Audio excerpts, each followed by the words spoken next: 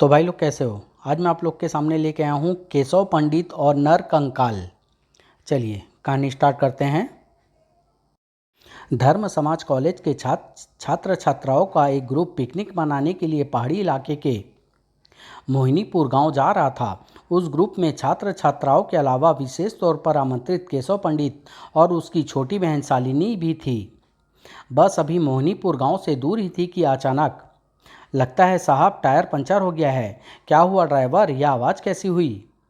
अरे इसके तो सारे टायर पंचर हो गए। घोर आश्चर्य है, ऐसा कैसे हो गया?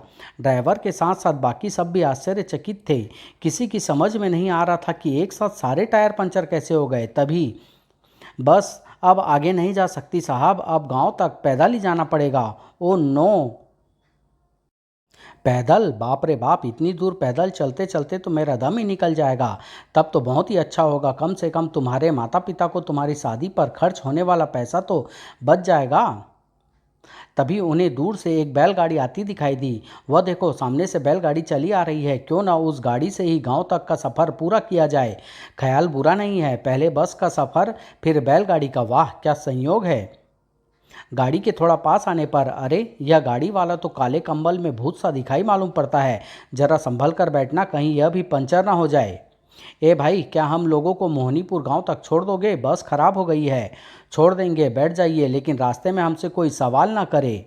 केशव भैया, तुमने गौर किया, जब यह गाड़ीवान बोलता है तो ऐसा लगता है जैसे आवाज़ कहीं दूर से आ रही हो।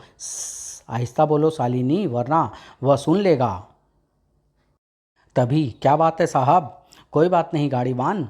जैसे ही सब बैठ गए। वाह, पिकनिक का असली मज़ा तो मुझे इस बैलगाड़ी में बैठकर ही आ रहा है। और मुझे यदि इस वक्त चाय का गर्मा गर्म एक प्याला मिल जाता तो बस ज़िंदगी का असली मज़ा आ जाता।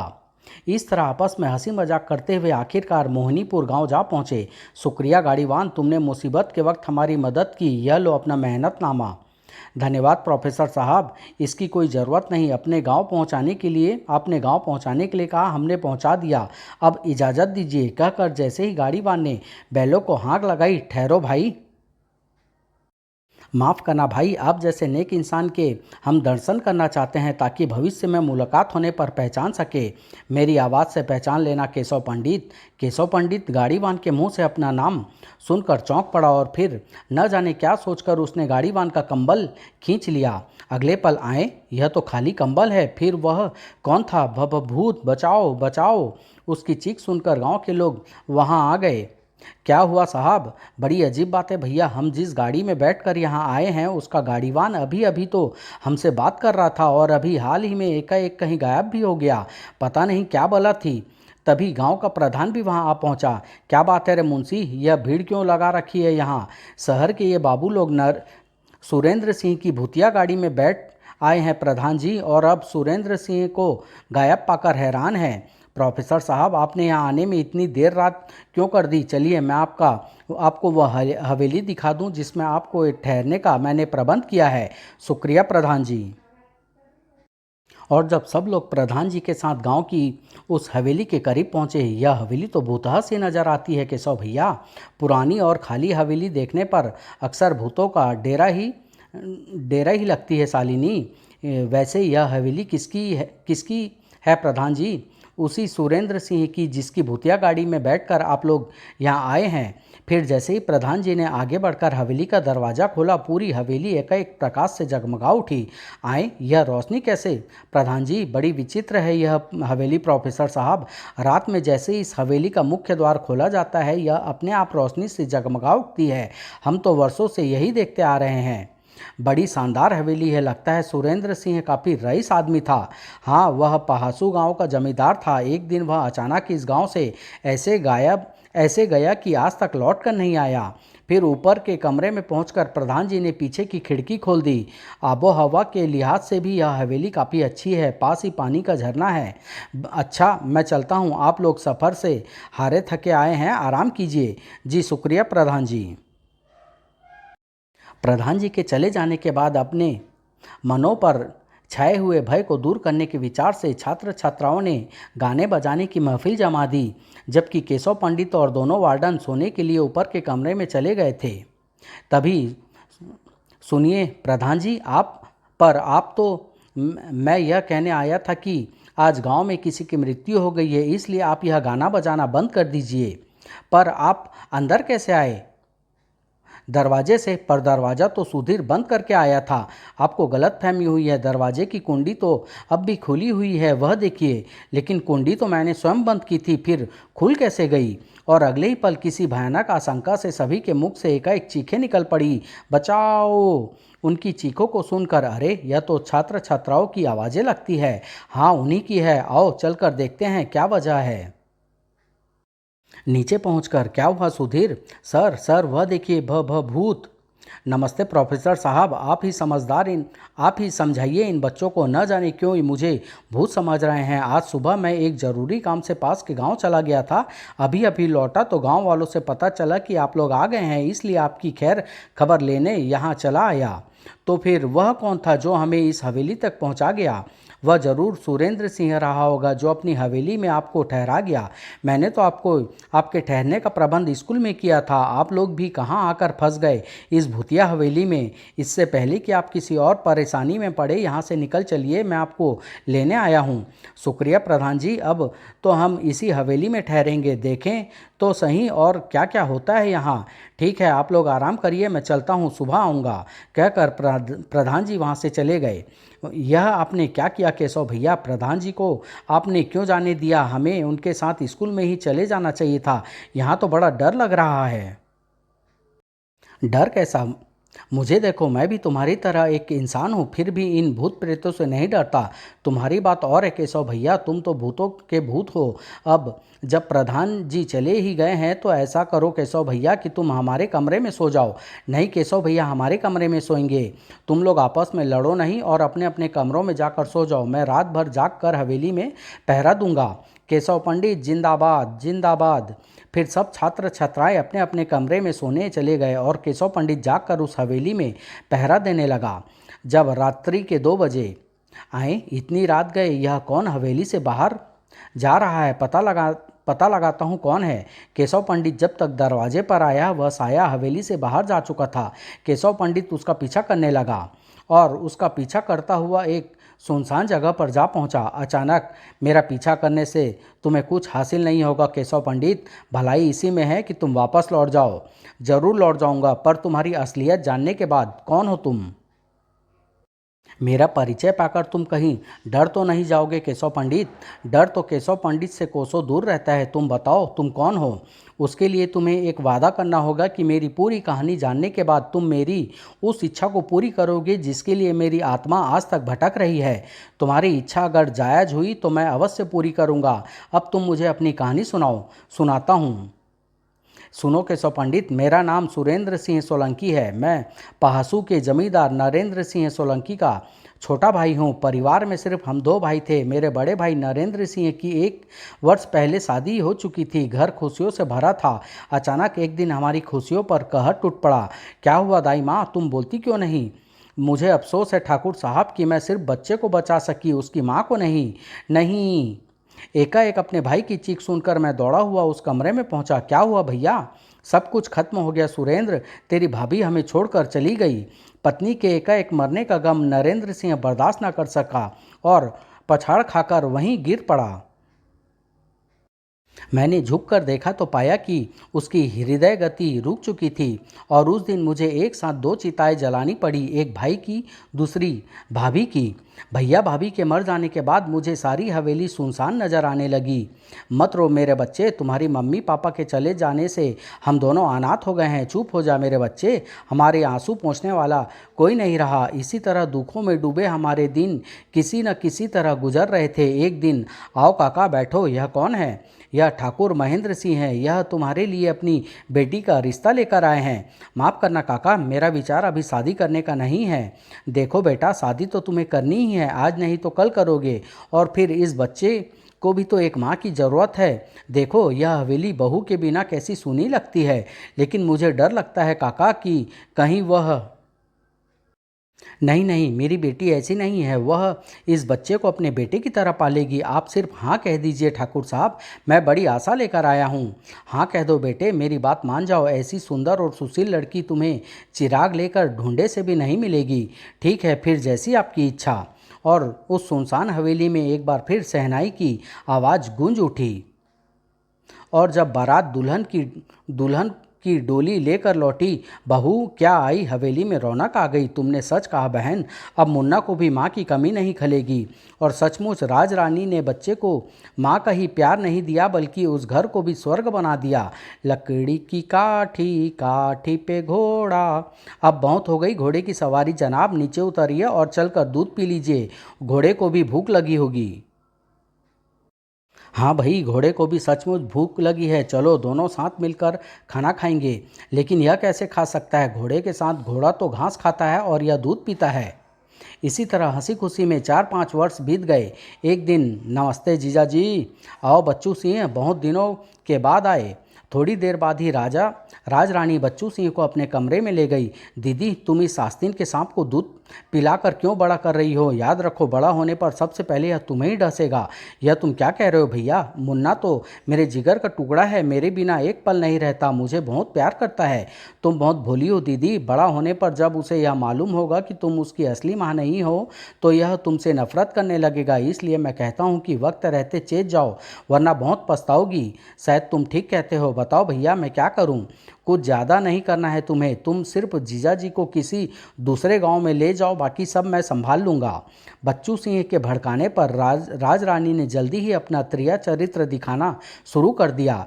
मैं इस घर की मालकिन नहीं, बच्चे की आया हूँ। तुमने कभी मेरी कोई बात नहीं मानी।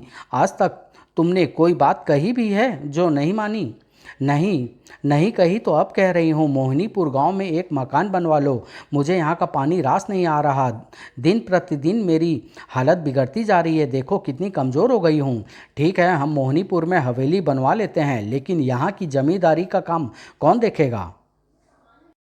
उसी समय बच्चू सिंह ने कमरे में प्रवेश किया, जो पूर्व निर्धारित योजनानुसार उनकी बातें सुनता रहा था। उसकी चिंता आप न करें जीजाजी, वह सब आप मुझ पर छोड़ दें, मैं संभाल लूँगा। और जल्दी ही मोहनीपुर गांव में हवेली की तामीर होने लगी। थोड़े ही समय में जब मोहनीपुर गांव में हवेली बनकर तैयार हो गई, वाह दीदी, क्या आलीशान हवेली बनवाई है। जीजा जी ने की। बस मेरा मन भी यही रहने को ललचा रहा है, पर मजबूरी है, मुझे जमींदारी का काम जो देखना है। फिर भी अपना देश अपना ही होता है बच्चू सिंह, यहाँ अपनापन नहीं लगता। अपने लोग जो नहीं हैं यहाँ, थोड़े दिन रहेंगे तो सब लोग अपने हो जाएंगे। यहाँ कम से कम शांति तो है, लेकिन मुझे यहाँ अच्छा नहीं लगता। मैं तो उसी हवेली में रहूँगा। हाँ, तुझे क्यों अच्छा लगेगा यहाँ? तेरी नाल जो गड़ी है वहाँ। लेकिन कान खोलकर सुन ले, तेरे पापा वहाँ नहीं जाएंगे और तुझे भी यहीं रहना पड़ेगा। फिर हम सब नई हवेली में ही रहने लगे और बच्चू सिंह पहासू लौट गया। बच्चू सिंह के हाथ में जमींदारी का सारा काम आ जाने से उसके पौ बारह हो गए। वह एक आवारा किस्म का आदमी था, इसलिए उसने गांव के लोगों पर जुल्म ढाने शुरू कर दिए। ये किसके जानवर है धनिया, जो आवारा पशुओं की तरह हमारे चारागाह में घूम रहे हैं? पतिराम के मालिक। तो फिर यहाँ क्यों घूम रहे हैं? मलखान, इन्हें मेरे बाड़े में ले जाकर बंद कर दे। मालिक का हुक्म सुन मलखान जब उन जानवरों को हाँक कर ले जाने लगा। यह तो मेरे जानवर हैं मालिक, मलखान इन्हें कहाँ ले जा रहा है? तेरे जानवर है तो क्या करें, हमारे चारागाह में क्यों आए? लेकिन सरकार, इस चारागाह में तो गांव के सभी जानवर चरते हैं। चरते थे कभी, पर आज से नहीं चरेंगे। यह चारागाह हमारा है। इस चारागाह में जो भी अपने जानवर चराएगा उसे टैक्स भरना पड़ेगा। यह तो अन्याय है मालिक। तुम्हारी यह जुर्रत, हमसे जो जुबान लड़ाते हो? यह अन्याय है मालिक, इसे हम बर्दाश्त नहीं करेंगे। चुपचाप यहाँ से चला जा, वरना मैं तेरी खाल में भूसा भरवा दूंगा। अगर अपने जानवर लेने हैं तो टैक्स भर कर ले जाना। चारागाह पर टैक्स लगने की बात को लेकर पतिराम ने गांव वालों की एक बैठक बुलाई। यह तो सरासर जुल्म है रघु चाचा, पहले भी तो हमारे जानवर चारागाह में चढ़ते थे। आज चारागाह पर टैक्स लगाया, कल गांव के पोखर पर भी टैक्स लगा देगा यह साला। इस जुल्म के खिलाफ तो आवाज़ उठानी ही पड़ेगी, वरना यह ठाकुर का साला हमारी ज़िंदगी को नरक बना कर रख देगा। तुम ठीक कहते हो भैया, सांप के फन उठाने से पहले ही उसका फन कुचल देना चाहिए, वरना किसी न किसी को डसेगा ज़रूर। ठीक है, हम लोग चारागाह का टैक्स नहीं देंगे। हाँ हाँ, नहीं देंगे। लेकिन यह प्रस्ताव लेकर उस सांपोलर के पास जाएगा कौन? मैं जाऊंगा। गांव के लोगों का प्रस्ताव लेकर पतिराम बच्चू सिंह के पास पहुंचा। कहो पतिराम, अपने जानवर लेने के लिए आए हो क्या? कहो कितने रुपए लाए हो? मैं तो गांव वालों का प्रस्ताव लेकर आया हूं ठाकुर साहब। गांव वालों ने फैसला किया है कि वे चारागाह का टैक्स नहीं देंगे। क्या कहा हरामजादे, टैक्स नहीं देंगे? क्या वह चारागाह उनके बाप का है जो टैक्स नहीं देंगे? ठाकुर साहब गाली ना दीजिए वरना अच्छा नहीं होगा। तभी तुम्हारी यह मजाल कि तुम हुजूर के सामने अपनी जुबान चलाओ, उन्हें आंखें दिखाओ। मलखान, पकड़ लो इस साले बदमाश को और गिन कर 20 हंटर इसके शरीर पर लगाओ ताकि गांव वालों को हमारे खिलाफ आवाज़ उठाने का सबक मिल जाए और इसे अपनी नेतागिरी का इनाम अगले ही पल। अब तुम्हें पता चलेगा कि हमारे सामने मुंह खोलने का क्या अंजाम होता है। हंटर खाने के बाद पतिराम जब लहूलुहान हो गया तो बच्चू सिंह के कारिंदों ने उसे गांव की चौपाल पर ले जाकर पटक दिया। उसके साथ बच्चू सिंह भी था। और किसी को कुछ कहना है? नहीं सरकार, आप तो हमारे अन्नदाता हैं, हमारे माई बाप हैं। पतिराम की दशा देखकर गांव वाले डर कर वहां से किनारा कर गए। और कुछ देर बाद जब पतिराम उसी अवस्था में गिरता पड़ता अपने घर पहुंचा, हाय राम, यह क्या हो गया तुम्हें? कुछ नहीं, मैंने ठाकुर के अन्याय के खिलाफ आवाज़ उठाई थी, उसी का इनाम दे दिया उस साले ने। पतिराम की दशा देखकर उसकी पत्नी चिंतित हो उठी। लेकिन तुमसे किसने कहा था बर के छत में हाथ डालने के लिए? गांव के और लोग क्या मर गए हैं जो तुम गए थे उनके अगवा बनकर? वो सब साले कायर निकले। फूला ने अपने पति की मरहम पट्टी कर दी। और फिर उसी रात फिर जैसे ही आग ने जोर पकड़ा, पतिराम ने घर से चीखों का स्वर उभरने लगा, बचाओ बचाओ, आग आग। उसकी चीखों को सुनकर फिर इससे पहले कि वे आग बुझाने का कोई यत्न कर पाते, बाहर आते ही पतिराम की पत्नी बिलक बिलक कर रोने लगी। अब क्या होगा? मकान तो जलकर राख हो गया, हम कहाँ रहेंगे? यही तो मैं सोच रहा हूँ फूला, हमारे पास तो इतना पैसा भी नहीं है कि नया छप्पर डलवा लें। तभी तुमने ठाकुर से दुश्मनी मोल लेकर अच्छा नहीं किया पतिराम भैया। मेरी मानो तो उसके पांव पकड़ लो जाकर। दूसरे दिन मुझे माफ़ कर दो ठाकुर साहब, मैं गांव वालों के बहकावे में आ गया था, इसलिए आ गई अब अक्ल ठिकाने। हमसे जो दुश्मनी मोल लेगा उसका यही हश्र होगा। समझा? समझा देना इस गांव वालों को। बोलो क्या चाहिए तुम्हें? हमारा घर जल गया है, अब हम कहाँ रहेंगे सरकार? छोटे छोटे बच्चों को लेकर मैं कहाँ जाऊँ? कहीं जाने की ज़रूरत नहीं है। 500 रुपया हमसे कर्ज ले जाओ और अपने लिए एक झोपड़ा बना लो। मुंशी जी, पतिराम को 500 रुपये देकर एक कागज़ पर अंगूठा लगवा लो। जी बहुत अच्छा सरकार। देखा पतिराम, हमारे मालिक कितने रहम दिल हैं, किसी का दुख नहीं देख सकते। यह लो रुपये और इस कागज़ पर अंगूठा लगा दो। बड़ी मेहरबानी है सरकार की। कुछ महीनों बाद अचानक पतिराम को एक जहरीले सांप ने काट लिया और वह मर गया। बच्चू सिंह जब उसके मरने की खबर लगी तो वह अपने कारिंदों के साथ उसके झोपड़े पर जा पहुंचा। पतिराम को हमने 500 रुपये कर्ज दिया था, वह तो मर गया, अब उस कर्ज को कौन चुकाएगा? लेकिन सरकार, मेरे पास तो इनका क्रियाक्रम करने के लिए भी फूटी कौड़ी तक नहीं है। इसका क्रियाक्रम करने के लिए पैसे हम दे देंगे, पर तुम्हें यह झोपड़ी और ज़मीन छोड़नी होगी। अब मगर सरकार, मैं इन छोटे छोटे बच्चों को लेकर कहाँ जाऊँ?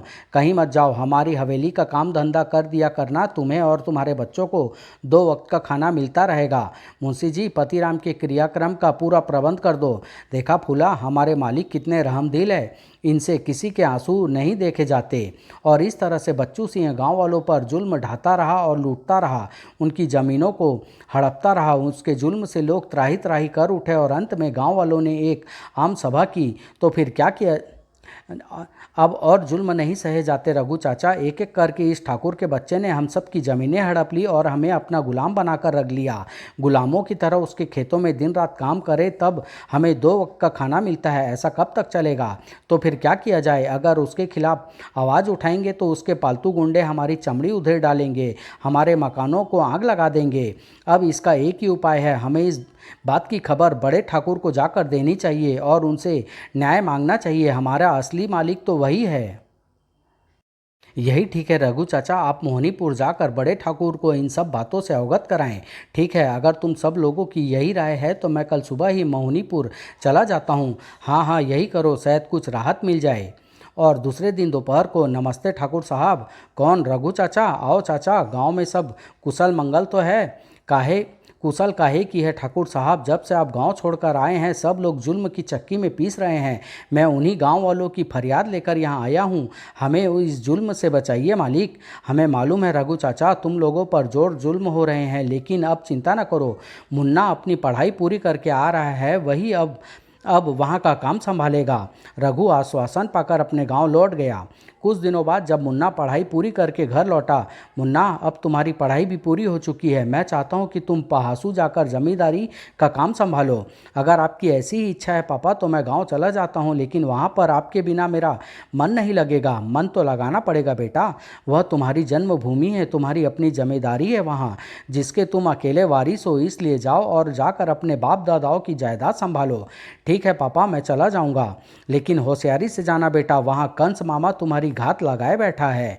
उधर हवेली में बच्चू सिंह की जिंदगी बड़े ऐशो आराम से बीत रही थी। वह पानी की जगह शराब उड़ेल रहा था, सिगरेटों की जगह नोट फूंक रहा था। मालिक सुना है इस हवेली में रहने के लिए छोटे ठाकुर आ रहे हैं। छोटे ठाकुर? तुमसे कौन कह रहा था मनसुख? गांव में बड़े जोरों की चर्चा थी हुजूर, इसी बात पर मेरे कान खड़े हो गए। गांव में चर्चा है तो जरूर कुछ दाल में काला है। वह आएगा तो हमारी सारी पोल खुल जाएगी। वह किसी भी सूरत में यहाँ नहीं पहुँचना चाहिए। खत्म कर दो उसे। बहाना भी अच्छा होगा कि रास्ते में किसी खूंखार जंगली जानवर का शिकार हो गया। बड़ा नेक ख्याल है आपका हुजूर, इस नेक काम में देरी नहीं करनी चाहिए। तो फिर बुलाओ आज़ाद सिंह को, बहुत दिनों से हमने उस फौजी का निशाना नहीं देखा, आज देखेंगे। अभी बुला कर लाता हूँ सरकार। मनसुख फौजी आज़ाद सिंह को बुलाने चला गया। थोड़ी देर बाद मनसुख लौटा तो उसके साथ आज़ाद सिंह भी था। नमस्ते सरकार, कैसे याद किया इस शिकारी को? आओ फौजी, आज तुम्हें एक पिल्ले के शिकार पर जाना है। मोहनीपुर से ठाकुर ने उस पागल पिल्ले को खुला छोड़ दिया है। मैं सब समझ गया मालिक, बस समझिए आपका काम हो गया। हमारा काम हो ही जाना चाहिए फौजी, वरना तुम्हारा काम हो जाएगा। अब तुम जाओ। आज़ाद सिंह वहाँ से चला गया। आज़ाद सिंह के जाने के बाद मलखान, आज़ाद सिंह का काम हो जाने के बाद तुम आज़ाद सिंह को आज़ाद कर देना, समझे? समझ गया हुजूर। उधर रघु बैलगाड़ी लेकर जब रेलवे स्टेशन पर पहुंचा। नमस्ते रघु चाचा, काफ़ी इंतज़ार कराया आपने। हाँ छोटे ठाकुर, कुछ देर हो गई, लेकिन गांव में मैंने उड़ते उड़ते खबर सुनी थी कि तुम्हारे मामा ने तुम्हें मरवाने के लिए फौजी आज़ाद सिंह को भेजा है। तुम चिंता न करो चाचा, मैं पहले ही सब इंतजाम करके आया हूँ। तुम मेरे इस पुतले को गाड़ी में बैठा कर ले जाओ, मैं दूसरे रास्ते से होकर आ रहा हूँ। वाह छोटे ठाकुर, तुमने भी क्या आला दिमाग पाया है, मान गए आपको। रघु उस पुतले को बैलगाड़ी में बैठाकर चल पड़ा और मुन्ना दूसरे रास्ते की ओर बढ़ गया। जब बैलगाड़ी जंगल के सुनसान रास्ते से होकर गुजर रही थी, वह देखो फौजी शिकार आ रहा है, देख रहा हूँ। और बैलगाड़ी के करीब आने पर हाय राम मार डाला। अब तुम यहाँ से भाग लो फौजी, अपना काम तो हो गया, मैं जरा उसका मातम मना कर आता हूँ। जैसे ही आज़ाद सिंह वापसी के लिए मुड़ा, एक गोली और चली, धाएं। उधर मनसुख ने बैलगाड़ी की तरफ बढ़ते हुए कहा, क्या हुआ रघु चाचा, यह चीख कैसी थी? लेकिन अभी वह गाड़ी तक पहुंचा ही था कि छोटे ठाकुर आप? हाँ मैं, मर गए, यह तो पासा ही उल्टा पड़ गया। भाग यहाँ से मनसुख। और जैसे ही मनसुख भागने को हुआ, इतनी जल्दी भी क्या है, थोड़ी हमसे भी गुफ्तगू कर लीजिए, फिर साथ साथ ही चलेंगे। अगले ही पल, बोल बच्चू सिंह के चमचे, किसने चलाई थी मुझ पर गोली? मैं बिल्कुल निर्दोष हूँ छोटे ठाकुर। तो फिर दोषी कौन है? हाँ हाँ बोल कुत्ते, चुप क्यों हो गया? आपके वो कंस मामा छोटे ठाकुर, मैंने तो बहुत मना किया था उनसे कि आखिर को जायदाद तो उन्हीं की है जिस पर तुम मौज कर रहे हो, तो फिर उसकी जान क्यों लेना चाहते हो? लेकिन उन्होंने मेरी एक नहीं मानी, इसलिए मैं चुपके से आपको खबर देने चला आया। पर मेरे आने से पहले ही आज़ाद सिंह फौजी ने अपनी गोली चला दी। लेकिन आप बच कैसे गए छोटे ठाकुर? और वह गाड़ी में लाश तेरे बाप की है। बड़ी ठेस पहुंची होगी मुझे जिंदा देखकर तेरे दिल को कमीने। मुझे माफ़ कर दो ठाकुर। छोटे ठाकुर, एक शर्त पर मैं तुझे माफ़ कर सकता हूँ। तुझे ये सब बातें थाने में पुलिस इंस्पेक्टर के सामने कहनी होगी। ज़रूर कह दूंगा मालिक, सांच को आँच क्या है। चुप बेपंदी के लौटे, कल तक तो बच्चू सिंह के गुण गाता था और आज जब अपने गले में फांसी का फंदा पड़ते देखा तो उसके खिलाफ बयान देने को तैयार हो गया। ठीक है, जा भाग जा यहाँ से। अगर फिर कभी इस गांव में नजर आया तो मुझसे बुरा कोई नहीं होगा। और मनसुख सिर पर पैर रखकर वहां से भाग खड़ा हुआ। यह आपने क्या किया छोटे ठाकुर? हाथ आए दुश्मन को बिना सजा दिए छोड़ दिए। वह सीधा हवेली पहुंचकर बच्चू सिंह को तुम्हारे जिंदा होने की खबर देगा और बच्चू सिंह मौका पाकर भाग जाएगा। यही तो हम चाहते हैं रघु चाचा कि उस मनहूस की शक्ल हमें देखने को न मिले। मैं तो है तो आखिर को मामा ही, लेकिन छोटे ठाकुर मामा कंस बन जाए तो भांजे को भी कृष्ण बन जाना चाहिए। नहीं रघु चाचा, अगर कोई बदी करता है तो इसका मतलब यह नहीं कि उसके साथ भी बदी की जाए। नेकी से भी उसका बदला चुकाया जा सकता है। उधर मनसुख जब हवेली पहुंचा, आओ मनसुख तुम भी पियो और जश्न मनाओ। उस पिल्ले के मरने का जश्न तो छोटे ठाकुर मनाने आ रहे हैं। अगर आप अपनी जान की खैर चाहते हैं तो भाग जाइए यहाँ से, वरना वह आपको पुलिस के हवाले कर देंगे। क्या वह जिंदा है? मगर कैसे? आजाद सिंह ने जिसको गोली मारी थी वह छोटे ठाकुर का पुतला था। वह यमदूत किसी भी क्षण यहाँ पहुँचने ही वाला है। मैं तो चला। छोटे ठाकुर के जिंदा होने की खबर पाकर बच्चू सिंह तिजोरी में से सारा सामान समेटने लगा। अब जल्दी से भाग चल बच्चू सिंह, बस इतना ही दाना पानी लिखा था यहाँ का। अब मोहनीपुर में जाकर कोई नया गुल खिलाना। उधर मुन्ना ने रघु के साथ हवेली में जब प्रवेश किया, लगता है सारे लोग भाग गए हैं यहाँ से। भाग जाने दो चाचा, अब सब अपने भाग्य का खाते हैं। इस बहाने शांति तो हुई गांव में। मुन्ना ने गांव में आने के बाद जमींदारी का सारा काम संभाल लिया। लोगों को ज़बरदस्ती छीनी हुई ज़मीनें वापस कर दी, चारागाह का टैक्स खत्म कर दिया। वह लोगों का हालचाल मालूम करने के लिए जब खेतों पर पहुंचा, राम राम छोटे ठाकुर, धन्य भाग हमारे जो आपके दर्शन पाए। मालिक बड़े ठाकुर साहब के यहाँ से चले जाने के बाद से तो जैसे हम पर विपत्तियों का पहाड़ सा टूट पड़ा था। बच्चू सिंह ने ऐसा जुल्म ढहा कि हम आह भी नहीं कर सके। हाँ मालिक, काफ़ी तंग किया आपके मामा ने। उनके चमचे तो हर वक्त चमड़े का हंटर लिए हमारे ऊपर खड़े रहते थे। इधर बच्चू सिंह भागकर सीधा मोहिनीपुर पहुंचा और अपनी बहन राजरानी को चुपके से एक एकांत स्थान में मिलने के लिए बुलाया। तुम घर क्यों नहीं आए भैया, और मुझे ही यहाँ क्यों बुलाया है? मैंने तुम्हें यहाँ यह बताने के लिए बुलवाया है कि वह सपोला जिसको तुमने दूध पिला पिलाकर सांप बना दिया है, अब तुम्हें ही डसने के लिए यहाँ आ रहा है। लेकिन हुआ क्या, साफ साफ बताओ। सब बताऊंगा, लेकिन तुम पहले यह दवा ले जाओ और रात को दूध में मिलाकर अपने पति को पिला देना। वह कुछ घंटों के लिए बेहोश हो जाएगा, तब मैं आऊँगा वहाँ, फिर तसल्ली से बैठकर सब बताऊँगा। लेकिन भैया, कहीं यह राजरानी की आंखों में शक की परछाई उभरी। लेकिन तभी नहीं दीदी, तुम जो समझ रही हो यह वह नहीं है। इससे तो सिर्फ बेहोश होंगे, मरेंगे नहीं। अच्छा मैं चलूँ, रात को आऊँगा। भाई की बात सुनकर राजरानी आश्वस्त हो गई और जब रात हुई, लीजिए दूध पी लीजिए। इतनी जल्दी? रोज़ तो 10 बजे देती थी। आज मेरी तबीयत ठीक नहीं है, मैं ज़रा लेटूंगी, इसीलिए ले आई। दूध पीते ही यह मुझे दूध पीकर चक्कर सा क्यों आने लगा? क्या था दूध में? लेकिन वह खामोश रही, जबकि मैं बुरी तरह तड़पता रहा। तड़पते तड़पते मैं पलंग पर ही गिर पड़ा। मैंने उस बेवफा से बदला लेने के लिए जैसे ही उसकी ओर हाथ बढ़ाए, मेरे प्राण पखेरु उड़ गए। लेकिन मरने के बाद भी मेरी रूह को चैन न मिला और मैं प्रेत योनि में आ गया। प्रेत योनि में आते ही मेरी निगाह राजरानी पर पड़ी तो पाया कि वह आश्चर्य से मेरे शरीर की ओर देख रही थी। उफ, धोखा! बड़े भैया ने झूठ बोला। जहर को बेहोशी की दवा बताकर इनकी जान ले ली। अगले ही पल राजरानी दौड़ती हुई नीचे पहुंची और तब तक बच्चू सिंह वहां आ चुका था। तुम इतनी घबराई हुई क्यों हो? तुमने तो कहा था भैया कि दवा पीकर वे सिर्फ बेहोश हो जाएंगे, फिर वो मर कैसे गए? मैं उन्हें देख रहा था, लेकिन वे दोनों मुझे नहीं देख पा रहे थे। मर गया साला, बहुत खटकता था मेरी आंखों में। अगले ही पल, यह तुमने अच्छा नहीं किया भैया, तुमने मेरा सुहाग उजाड़ दिया, मुझे विधवा बना दिया। मैं तुम्हें पुलिस के हवाले कर दूंगी। किसे पुलिस के हवाले करोगी बहन, मुझे या अपने आप को? क्या बताओगी पुलिस को? क्या यही कि तुमने अपने पति को जहर देकर मार डाला? होश की दवा करो और चलकर लाश को ठिकाने लगाने में मेरी मदद करो। अब भाई की बात सुनकर राजरानी ने सिर थाम लिया। वह समझ चुकी थी कि वह भाई द्वारा रचाए गए जाल में बुरी तरह फंस चुकी थी और अब उसके सामने उसकी बात मानने के अलावा और कोई चारा न था। दोनों ऊपर के कमरे में आए। मैं बराबर दोनों का पीछा कर रहा था। साला मेरी जमींदारी खत्म करने चला था, लेकिन देखा खुद ही अपनी जमींदारी खत्म कर बैठा। फिर बच्चू सिंह मेरी लाश को उठाकर एक अंधी कोठरी में ले गया। इस लाश को कोठरी की इस खाली दीवार में खड़ा करके ईंटों से चिन्ह कर देते हैं, किसी को पता भी नहीं चलेगा। तुम्हें जो करना है जल्दी करो, मुझे तो बड़ा डर लग रहा है। और उन दोनों ने मेरी लाश को खाली स्थान में खड़ा करके ईंटों और सीमेंट से दीवार चिन दी। उसके 3 दिन बाद, कौन है? मैं, गांव का प्रधान। थोड़ी देर बाद राज रानी ने दरवाज़ा खोला। कहिए, किससे मिलना है आपको? सुरेंद्र सिंह जी से मिलना है। घर में है वह?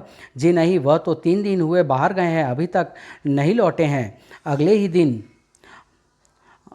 जल्दी करो दीदी, घर का सब सामान समेट लो। और क्या सामान लूँ? जेवर कपड़े रख लिए हैं, बाकी का सब सामान तो तुम्हारे पास है। और उसी रात इस तरह वे दोनों मुझे उस कोठरी में कैद करके इस हवेली से चले गए और मैं तब से प्रेत आत्मा बना इस गांव में भटक रहा हूँ। सब यही जानते हैं कि मैं स्वयं ही यह गांव छोड़कर कहीं चला गया हूँ और आज तक वापस नहीं लौटा हूँ। तो फिर मुझसे क्या चाहते हो? सिर्फ मुक्ति। आप मेरे अस्थि पंजर को निकाल कर मेरा विधिवत क्रियाक्रम कर दीजिए और मेरे भतीजे से मेरा पिंडदान करा दीजिए। साथ ही उन दोनों पापियों को सजा दिलवाकर मेरी आत्मा को शांति का उपाय कर दीजिए। आप मुझे वह जगह दिखा दीजिए। मैं वादा करता हूँ कि आपकी इच्छा के मुताबिक सारे काम पूरे करके यहाँ से जाऊँगा। फिर सुरेंद्र सिंह केशव पंडित को वह जगह दिखाकर वहाँ से चला गया। दूसरे दिन केशव पंडित ने गांव के प्रधान को बुलवा लिया। कहिए केशव पंडित, इतनी सुबह सुबह आपको हमारी ज़रूरत कैसे आ पड़ी? आप अपने किसी आदमी को पहासू गांव भेजकर सुरेंद्र सिंह के भतीजे को बुलवा लीजिए। मैं इस हवेली में कैद उनकी आत्मा को मुक्त कराना चाहता हूँ। सुरेंद्र सिंह की आत्मा? हाँ प्रधान जी, क्योंकि सुरेंद्र सिंह की पत्नी व साले ने उनकी हत्या करके लाश ऊपर वाली कोठरी की दीवार में चिन दी थी। पर ये सारी बातें आपको कैसे मालूम पड़ी? आप तो पहली बार इस गांव में आए हैं। ये सारी बातें कल रात मुझे सुरेंद्र सिंह की प्रेत आत्मा ने बताई थी। प्रधान जी के वहाँ से चले जाने के बाद केशव पंडित ने इलाका पुलिस थाने में रिपोर्ट दर्ज करवाकर पुलिस को भी वहाँ बुलवा लिया। उसी दिन शाम को सुरेंद्र सिंह का भतीजा भी वहाँ आ पहुँचा। नमस्ते प्रधान जी, आज अचानक आपने कैसे याद किया? यह केशव पंडित है छोटे ठाकुर, यह तुम्हारे चाचा जी के बारे में कुछ बताना चाहते हैं। तो क्या चाचा जी का पता चल गया है? कहाँ है वह? हाँ पता चल गया है। तुम्हारी चाची और मामा बच्चू सिंह ने मिलकर उनकी हत्या कर दी थी और लाश कोठरी की दीवार में चिनी हुई है। इसलिए मैंने आपको बुलाया है ताकि आप उनका विधिवत क्रियाक्रम कर सकें। ऐसा मैं तो आज तक इसी धोखे में था कि वह घर छोड़कर कहीं चले गए हैं। और जब पुलिस ने आकर कोठरी की उस दीवार को गिराना शुरू किया, यहाँ तो कुछ भी दिखाई नहीं दे रहा है सर। यह एकाएक इतना अंधेरा कैसा? अरे कोई मोमबत्ती जलाकर लाना भाई, जरा रोशनी कराइए यहाँ पर। और जब कोठरी में मोमबत्ती जलाई गई तो सब लोग भय से एकाएक चीख उठे। भूत, नरकंकाल! यह तो नरकंकाल है। निश्चित ही यह नरकंकाल सुरेंद्र सिंह का ही होगा। वह नरकंकाल उस कोठरी से बाहर निकाला गया। जी हाँ केशव पंडित जी, यह मेरे चाचा सुरेंद्र सिंह का ही नरकंकाल है। मैं उनकी घड़ी, अंगूठी और सोने की जंजीर को अच्छी तरह पहचानता हूँ। तुकाराम, इस नरकंकाल को सील मोहर कर पोस्टमार्टम के लिए भेज दो। सारी कार्यवाही पूरी होने के बाद, थैंक यू मिस्टर केशव पंडित, आपने यहाँ आकर एक हत्या की गुत्थी सुलझा दी, वरना इस हत्या का कभी किसी को पता न चलता। यह पहली तो खुद सुरेंद्र सिंह ने सुलझाई है, लेकिन कातिलों को सजा दिलाना अब आपका काम है इंस्पेक्टर साहब। दूसरे दिन कंकाल को विधिवत क्रियाक्रम हेतु शमशान घाट ले जाया गया। तभी पुलिस राज रानी और बच्ची सिंह को गिरफ्तार कर वहाँ ले आई। मुझे माफ़ कर दो मुन्ना, मैं इस राक्षस की बातों में आकर अपना सर्वनाश कर बैठी। माफ़ी तो मरने के बाद ऊपर जाकर पापा से मांगना। तुमने गुनाह किया है, कानून इसकी तुम्हें जो सज़ा देगा वही तुम्हारे पाप का प्रायश्चित होगा। तभी पकड़ो पकड़ो, वह चीता में कूद गई। मम्मी, दीदी, यह तुमने क्या किया? पापी तो मैं था और सज़ा, चलो अच्छा हुआ उसने अपने आप को प्रायश्चित यही कर लिया। सुरेंद्र सिंह की आत्मा भी अब शांति पा जाएगी।